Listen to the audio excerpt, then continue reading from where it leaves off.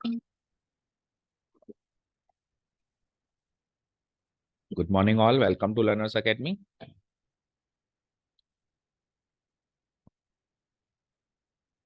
So we had started miscellaneous exercise on chapter number 11 in the new book and 10 in the old book, right?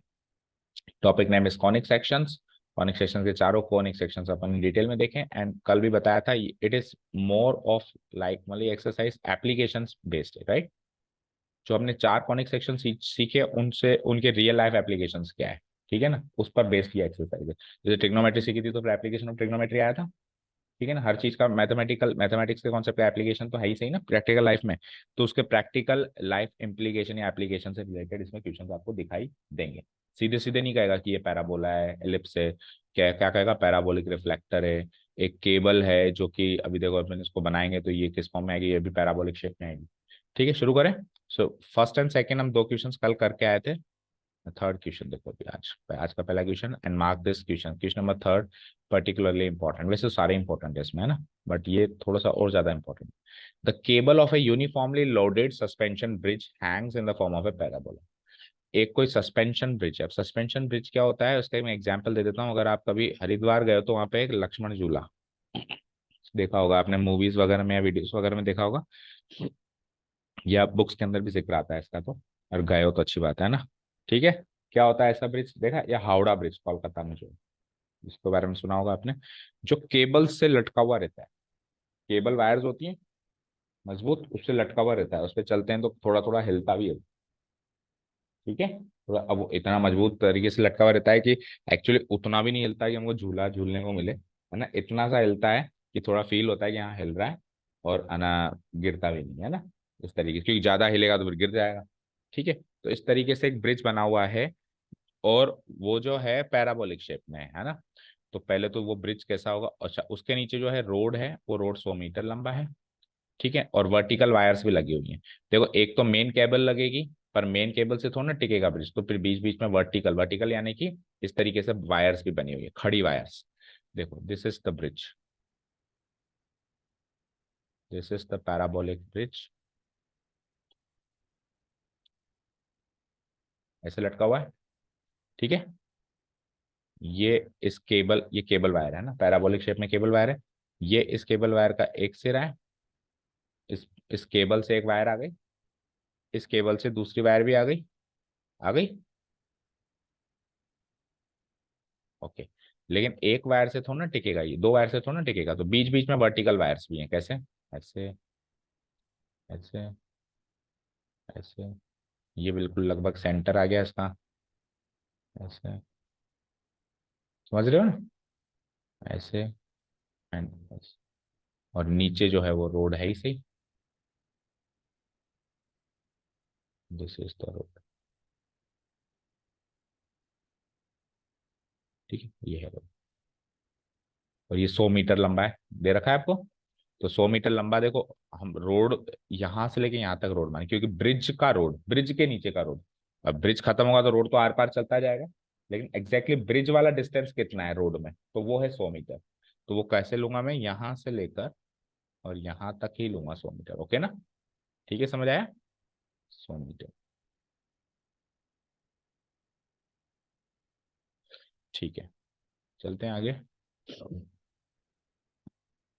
ठीक है, longest wire 30 metre की है, छोटी से छोटी wire 6 metre की है, तो आप समझ पाओगे कि लॉन्गेस्ट वायर तो एंड्स पे होगी और शॉर्टेस्ट वायर सेंटर पे होगी, ये तो समझ पाओगे ना। तो ये लॉन्गेस्ट वायर कितना है, 30 मीटर का है, तो 30 मीटर ही इधर है, ये हाईएस्ट,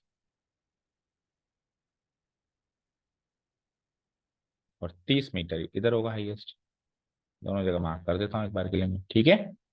और शॉर्टेस्ट कितना है, 6, तो शॉर्टेस्ट लेट से इसको शॉर्टेस्ट मान लो, तो ये 6 मीटर का है, ओके, 6 मीटर,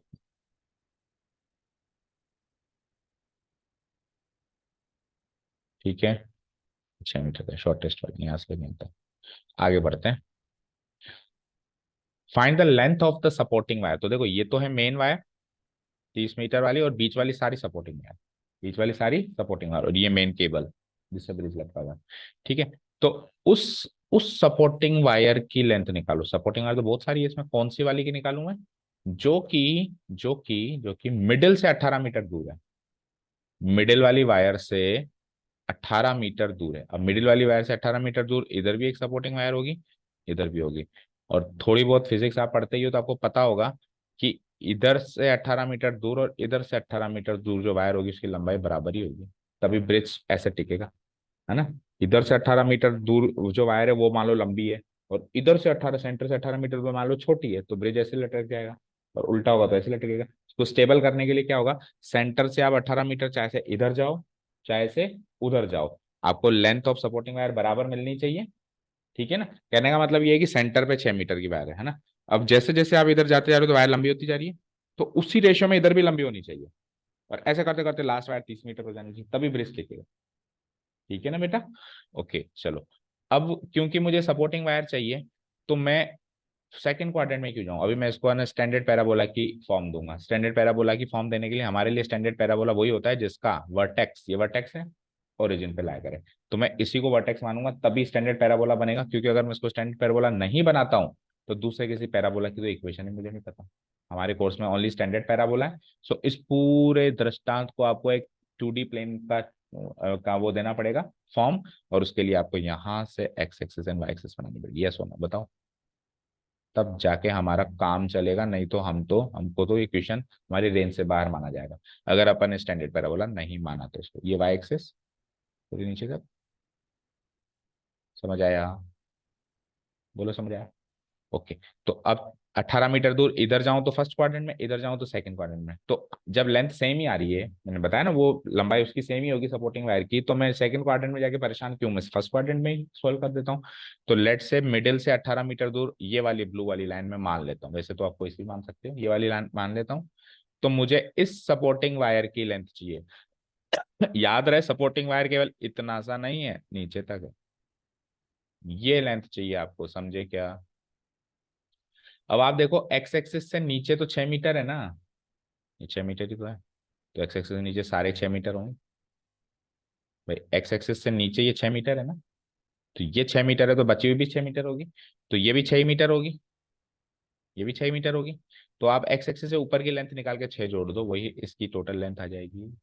अब ऊपर वाली लेंथ कैसे निकाले, इस पॉइंट का वाई कोऑर्डिनेट ही तो इसकी लेंथ है। ये जो पॉइंट है पैराबोला पे लाया कर रहा है, तो उसकी इक्वेशन को सेटिस्फाई करेगा, पुट कर सकता हूँ। अच्छा एक्स कोऑर्डिनेट क्या है इसका, जब आप यहाँ से 18 मीटर दूर जा रहे हो तो इसका एक्स कोऑर्डिनेट 18 होगा नहीं होगा। यहाँ से ओरिजिन से आप 18 मीटर दूर जा रहे हो, ये 18 है, यहाँ से लेके यहाँ तक ये 18 है, मिडिल से 18। तो फिर इस पॉइंट का एक्स कोऑर्डिनेट तो 18 होगा ही होगा, कोई रोक ही नहीं सकता। वाई कोऑर्डिनेट मिसिंग है, वही तो आपको पता करना है, तो 18 वाई डाल सकता हूँ मैं इसमें। बस ये वाई कोऑर्डिनेट आ गया, यही इसकी हाइट है, उसमें 6 और जोड़ देना, यही आंसर। समझ आया, बोलो क्लियर है। ठीक है। अब और कुछ बातें डिस्कस करते हैं, ये तो इतना तो कर दिया अपन ने। ये ओ हो ही जाएगा 0,0। ओ ने इसको वी का नाम दो, क्योंकि पैराबोला में वर्टेक्स होता है वी, मिडिल में होता है। ठीक है, जो पॉइंट मिसिंग है उसको पी दे देता हूँ। और कुछ पॉइंट्स गिवन भी है, एक ये पॉइंट गिवन है पैराबोला पे ला कर रहा है, एक ये पॉइंट गिवन है, इनको मैं ए और बी दे देता हूँ। ए इसको दे दो फर्स्ट क्वाड्रेंट, बी इसको दे दो। इसके कोऑर्डिनेट्स बता सकते हो और बी के, सोचो।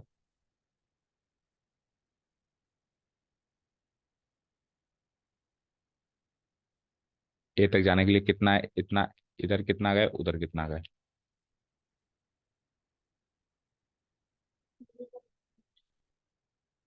0 क्यों गए, थोड़ा तो गए ना। 0,24 तो खुद वाई एक्सिस पे आ जाएगा। इधर कितना गए, 24 आप सही कह रहे हो, पर इधर कितना गए, टोटल विड्थ कितनी है 50, 100, 50 इधर 50 इधर, तो 50,24। और इधर -50, इधर -50, कॉमा हाइट तो वही होगी 24। डन, क्योंकि 6 6 मीटर नीचे चले। तो देखो ए और बी तो ऑलरेडी पैराबोला पे लाया कर रहे हैं, तो ये तो इक्वेशन को सेटिस्फाई करेंगे ही करेंगे, चाहे से ये पुटअप कर लो चाहे से ये पुटअप कर लो, एक चीज तो वहां से सॉल्व हो जाएगी, दूसरी चीज फिर ये पुटअप कर दो तो वहां से वाई की हो जाएगी। समझ आया। ओके। अब इसका प्रेजेंटेशन पार्ट इस, हाँ बताओ। हाँ 0,6 इस पॉइंट को लिख सकता हूँ, किसको, इसको। यहाँ यहाँ ये एरो तो यहाँ बनाया और एरो मैंने यहाँ बनाया। आ जाओ, टिक कर मेरे को टच करके बताओ कहाँ। यहाँ यहाँ पे मैं इसको लिख सकता हूँ, क्या कहेगा 0,6। बेटा ये एक्स एक्सिस है, एक्स एक्सिस पे लाए 6,0 क्यों लिखूंगा, इसको मैं लिख सकता हूँ 50,0। 50 यूं गया ना, 50,0। लेकिन इस पॉइंट के कोऑर्डिनेट से तो बहुत सारे पॉइंट के कोऑर्डिनेट्स में मार्क कर सकता हूँ, लेकिन ये सारे पॉइंट्स पैराबोला पे थोड़ा ना लाया कर रहे हैं। ये हो जाएगा हमारा, देखो ये हो जाएगा हमारा 18,0, 18 मीटर दूर है ये 18,0। तो इसके तो दोनों कोऑर्डिनेट्स क्लियर हैं 18,0, लेकिन ये डिस्टेंस निकालने के लिए उसके भी दोनों कोऑर्डिनेट्स क्लियर होने चाहिए ना। तो वाई मिसिंग है ना, घूम फिर के बात वो आ गई कि ये ओरिजिन इससे एक्स एक्सिस से कितना ऊंचा ये नहीं पता। तो वाई आ जाएगा, तो फिर डिस्टेंस फॉर्मूला क्या लगाना, जो वाई आएगा वही तो उसकी लेंथ है। तो ultimate task is to find the Y. Okay ना। तो हम क्या करेंगे, पहले ये, हमको देखो ऐसे पॉइंट्स की तलाश होती है जो कर्व के ऊपर लाया करें, क्योंकि वही इक्वेशन को सेटिस्फाई करेंगे और वही चीजें निकाल के देंगे। अभी इसके भी निकाल सकता हूँ मैं 50,0, इसके निकाल सकता हूँ -50,0, इसके भी निकाल सकता हूँ 18,0, लेकिन ये दोनों तीनों चारों पॉइंट्स कर्व पे नहीं लाया कर रहे हैं, तो मेरे किसी भी काम के नहीं। ठीक है, चलो। तो अब मुझे बताओ यहाँ पे ये अपवर्ड फेसिंग पैराबोला है या नहीं है, तो इसकी इक्वेशन किस टाइप की होगी। यार द केबल, केबल है ये, है ना, ये cable of the suspension bridge is, क्या हो गया इसको, हेलो, हेलो, हाँ हाँ हाँ, मतलब जहाँ पे क्लास होती है वहां पे। यहाँ तो नहीं दिख रहा, यहाँ तो नहीं दिख रहा। अच्छा,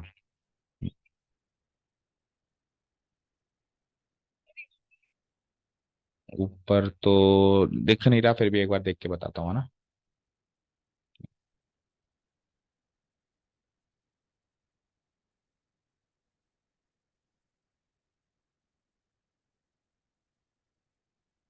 Here the cable of the suspension bridge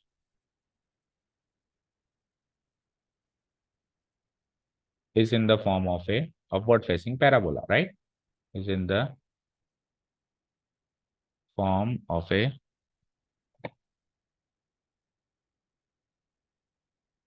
form of a of an upward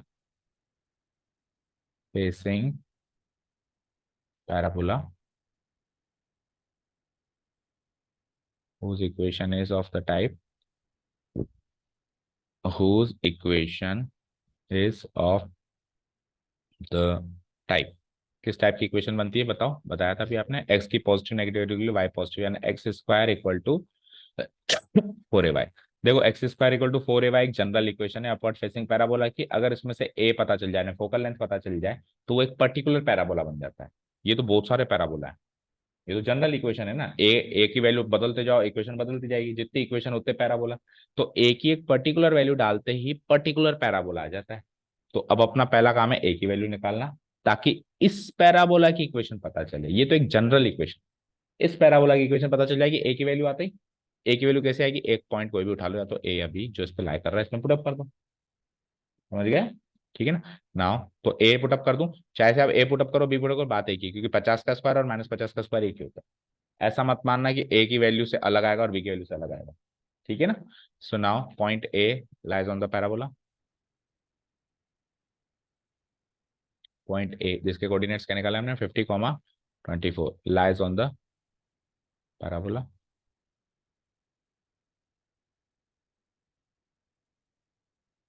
So it must satisfy the equation of parabola. So it must satisfy the equation of parabola. So putting x comma y equal to 50 comma 24 in, इसको equation 1 ले लो, in equation 1, in equation 1 we get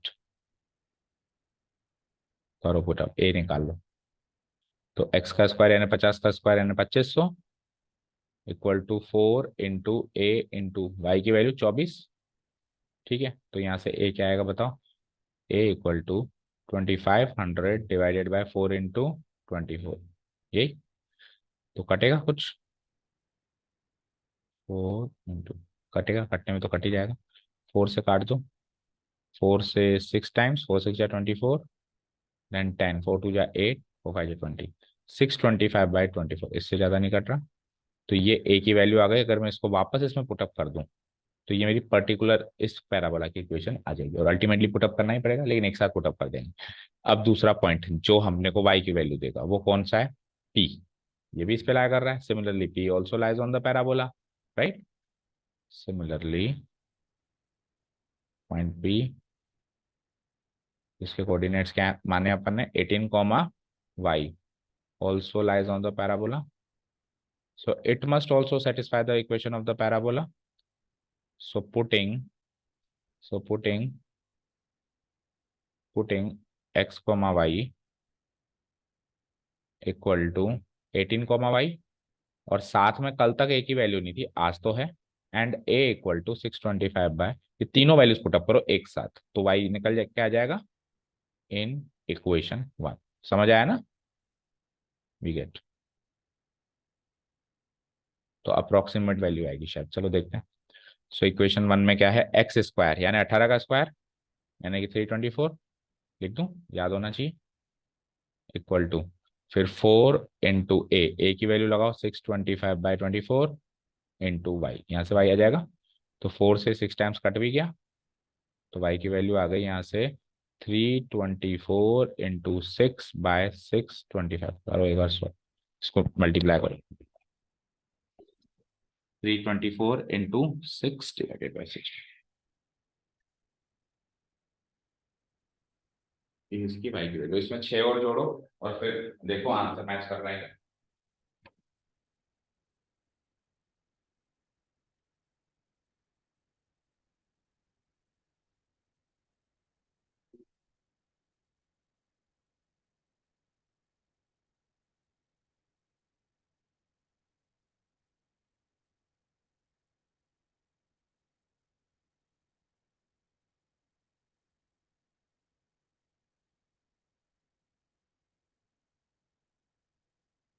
निकला?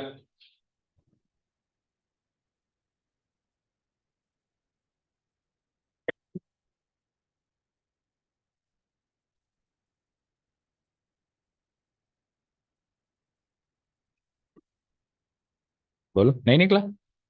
Y, करो ना इसको divide, multiply करो ना बेटा। 6 4 जा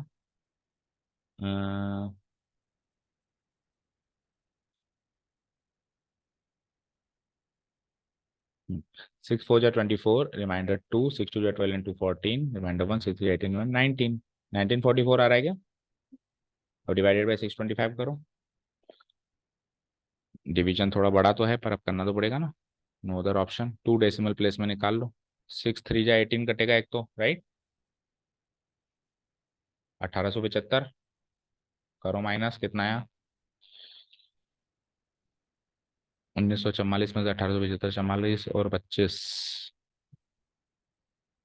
44 54 64 69 बचा है ना, 690 हो गया। 690 हो गया तो फिर 3.1 अप्रोक्स लिख दो, चलो ठीक है, 3.1 अप्रोक्स आ रहा है,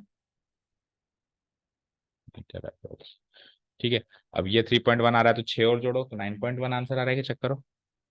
ओके, 6 और जोड़ते हैं ना। सो नेक्स्ट क्लोजिंग स्टेटमेंट लिख देंगे अपन। So the required length of the supporting wire, required length of the supporting wire which is 18 meter away from the middle, which is 18 meter from the vertex, vertex लिख दो या middle लिख दो, is हमने क्या निकाला, 3.1 प्लस 6 इतने metre हो जाएगा अप्रोक्स, क्योंकि 3.1 अप्रोक्स है ना। तो हो जाएगा 9.1 मीटर। अप्रोक्स आ रहा है या एग्जैक्ट आ रहा है? वैसे चाहे तो इसका आंसर एग्जैक्ट भी निकाल सकते हैं, क्योंकि 625 से जब आप डिवाइड कराओगे ना, तो चाहे से कितने डेसिमल प्लेस में भी आए, लेकिन पूरा पूरा वो टर्मिनेटिंग ही बनेगा। ठीक है ना? चलो एनीवेज, हो गया हमारा क्वेश्चन सॉल्व, समझ में आया? नहीं, 3.1 तो इससे डिवाइड करने पे ना, फिर 6 और जोड़ेंगे ना नीचे का ही, ये 6 भी तो जोड़ेंगे, ये तो ऊपर की लेंथ है बस। ठीक है, तो 9.1 आ जाएगा हमारा फाइनल आंसर। चले नेक्स्ट कर दूं उसको delete. Okay, next question. Time हो भी गया 6:49। कितने बजे का स्कूल है? 7:30 का है। चलो ये क्वेश्चन और देखो जल्दी से। An arc is in the form of a semi ellipse. अब सेमी इलिप्स क्या होता है? आधा इलिप्स। अब याद रखना, कभी भी सेमी इलिप्स को पैराबोला मत मानना। पैराबोला की डेफिनेशन कुछ अलग है। पैराबोला में क्या होता है? एक लाइन और एक पॉइंट से बराबर की दूरी का कलेक्शन ऑफ पॉइंट्स है। सेम इलिप्स का मतलब क्या है? इलिप्स का मतलब है दो फोकस से जो पॉइंट्स की डिस्टेंस का सम कांस्टेंट है। सबकी डेफिनेशन है ना अपनी अपनी। तो कई बार बच्चे क्या करते हैं, सर सेमी इलिप्स तो ऐसे ही पैराबोला मान लेते हैं, पैराबोला की इक्वेशन लगा देते हैं यहाँ पे, जो कि गलत हो जाता है। सेमी इलिप्स है तो इलिप्स की इक्वेशन लगानी है, पैराबोला की नहीं लगानी। इज इन द एक आर्क है, कल किया था इक्वेशन आर्क तीर कमान वाला। पर कल जो तीर कमान था पैराबोला की शेप में था, आज जो तीर कमान है वो सेमी इलिप्स की फॉर्म में है। It is 8 metre wide and 2 metre high at the centre, find the height of the arc at the point 1.5 metre from the end. ठीक है, अब मुझे बताओ सेमी पूरा इलिप्स कैसे बनता है? ऐसे, ऐसे बनता है। तो सेमी इलिप्स कैसे बनेगा? आधा ऊपर आधा नीचे। तो मैं ज्यादा मेरा प्रेफरेबल क्या होगा कि मैं ऊपर बनाऊं। ठीक है ना, फर्स्ट मतलब एक्स एक्सिस से ऊपर बनाऊं। तो सबसे पहले मैं x axis y axis draw कर देता हूँ, ये लो। सेमी इलिप्स बना दो, ऊपर वाला, बस ऊपर वाला पार्ट लाइक दिस। डन। ठीक है, ये हो गया सेमी इलिप्स। पूरा नहीं बनाना, आधा बनाना है। अब ये क्या करे, 8 मीटर तो एक चौड़ा है, तो चौड़ाई ये होगी, चौड़ाई यही होगी ना। और 2 मीटर ऊंचा है सेंटर पे, सेंटर से 2 मीटर ऊंचा है, मतलब सेंटर वाली हर हर जगह ऊंचाई कम ज्यादा हो रही है ना, कम है फिर ज्यादा है फिर ज्यादा है। लेकिन सेंटर पे ऊंचाई क्या है? 2 मीटर। तो दैट मीन्स आप मुझे बताओ, अगर सेंटर पे ये टोटल तो हो गई 8 मीटर, यहाँ से लेके यहाँ तक ये टोटल कितनी है? 8 मीटर। तो अगर ये टोटल 8 मीटर है, तो चार इधर चार इधर, चार इधर चार इधर, चार इधर चार इधर, तो ये है कि ये एक्चुअली मेजर एक्सिस की लंबाई है ना, विड्थ क्या है? Major axis.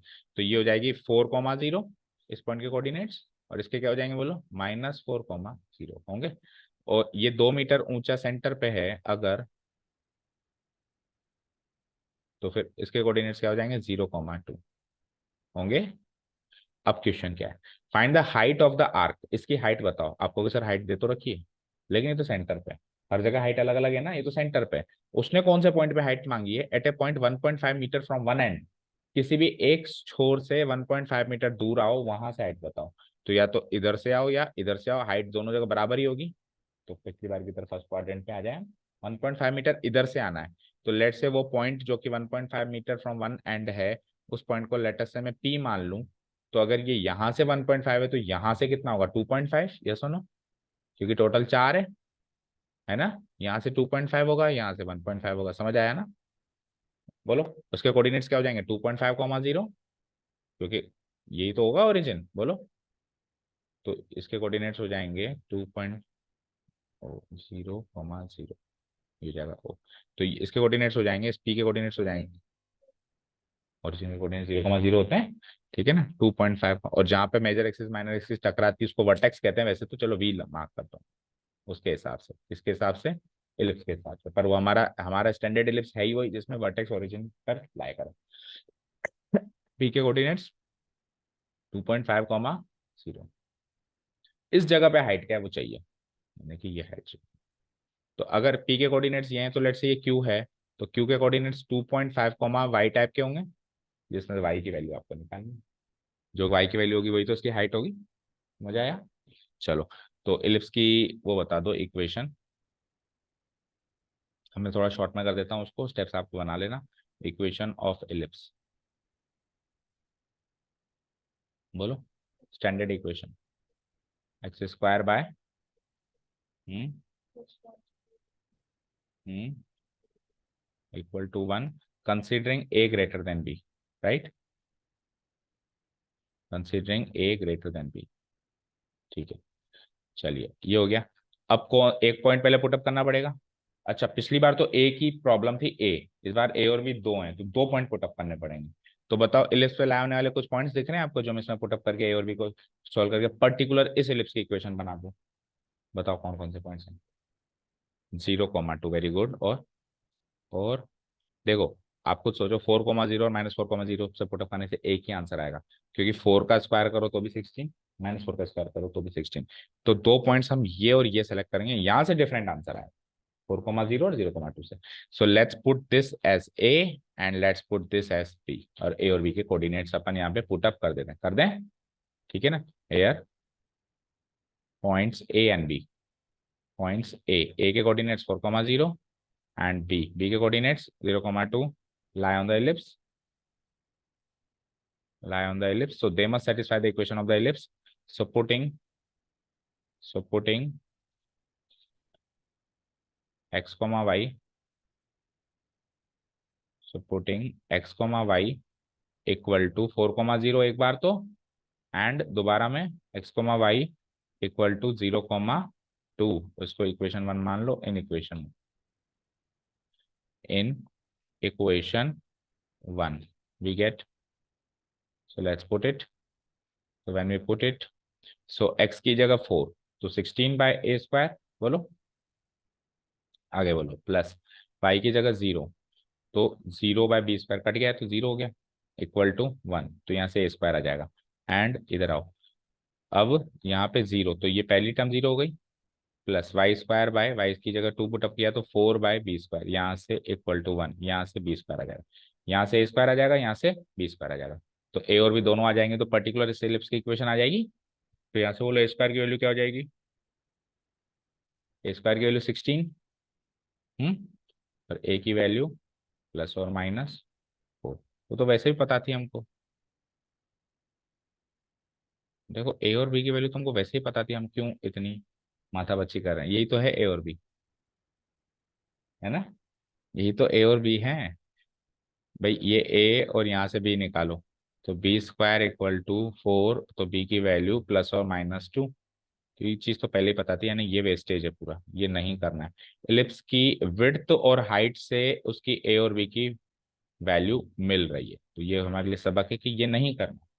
इलिप्स की विड्थ और हाइट से हमको ए और बी की वैल्यू मिल रही है, यानी यहां से आप पर्टिकुलर इस इलिप्स की डायरेक्ट इक्वेशन बना सकते हो। क्या बनेगी बताओ, x² बाई ए तो यही होता है ना 16, प्लस y²/b, ये होता है 4 इक्वल टू 1, यानी कि ये पर्टिकुलर इस इलिप्स की इक्वेशन मिल गई अपने को। अब इस इलिप्स की इक्वेशन में आप इस पॉइंट को पुटअप करो, ताकि आपको इसकी y की वैल्यू, ठीक है ना, समझ आया। तो नेक्स्ट पेज पे कर देता हूं मैं, पुटिंग ऑल्सो, उस पॉइंट का नाम क्या रखा अपन ने, Q, ऑल्सो पॉइंट Q जिसके कोऑर्डिनेट्स हैं 2.5, y lies on the ellipse, so putting